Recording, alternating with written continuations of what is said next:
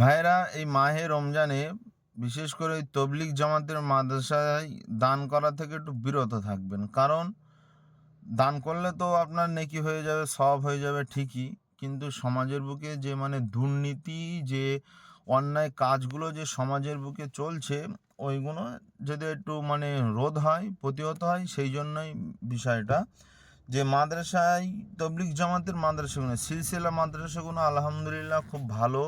ওরা এখলাসের সহিত মাদ্রাসাগুলো পরিচালনা করে।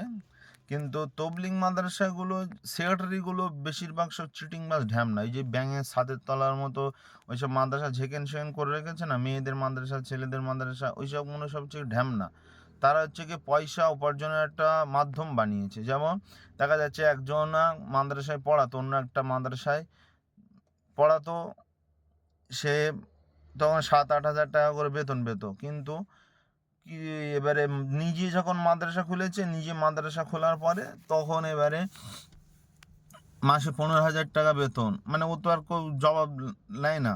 সিলসিলা মাদ্রাসা হলে কি কমিটি থাকে, সবার কাছে জবাবদিহি করে, সবার কাছ থেকে করে, তারপরে সেক্রেটারি পয়সা পায়, ঠিক আছে। আর তবলিগ মাদ্রাসাগুলো সেক্রেটারি হচ্ছে কি মেন, ঠিক আছে। ওখানে হেড হেড আর সভাপতি মহাপতি ওইসব তো বেশি হয় না মাদ্রাসায়।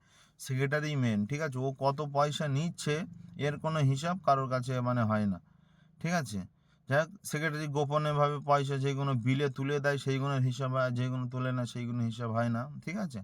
তো যারা মাদ্রাসায় এরকম পড়াতো 7,000 8,000 টাকা করে যাদের বেতন ছিল, আজ তাদের দোতলা বাড়ি, গাড়ি, সব কিছু আজের হয়ে গিয়েছে। কি করে হয়ে গিয়েছে? ওই ভাওতাবাজি করে। এটা তো একটা আলেমের কথা বললাম, যে আলেম মাদ্রাসা চালিয়ে টাকার লোভে মাদ্রাসা চালিয়ে বড় লোক হয়ে গিয়েছে।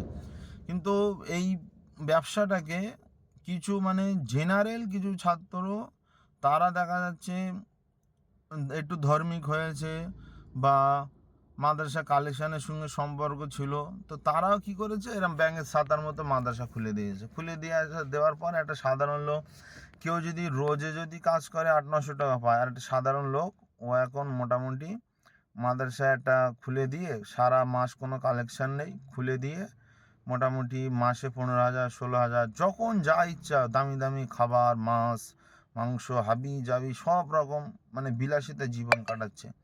আর ওই মাদ্রাসার যারা হুজুর, তারা একেবারে গরিবানা, গরিব হয়ে চলে যাচ্ছে। আবার মাসের পয়সা বাকি। মাসের পয়সাটা কিভাবে তুলবে?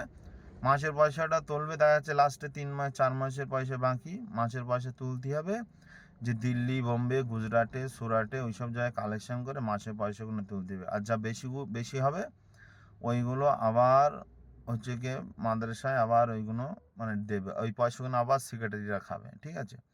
আর তারপরে প্রতি বছরে একবার করে,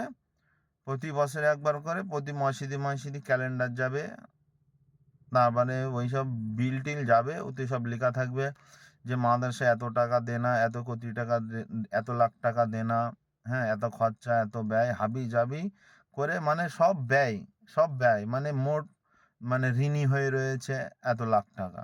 এইগুলো হচ্ছে কি সব ব্যবসা। সেই জন্য তবলিগ জামাতের মাদ্রাসায় দান করা থেকে একটু বিরত থাকবেন। হ্যাঁ, যেই সমস্ত মাদ্রাসাগুলো একেবারে কি বলো খালিস মনে হয়, সেই মাদ্রাসাগুলোই দেবেন।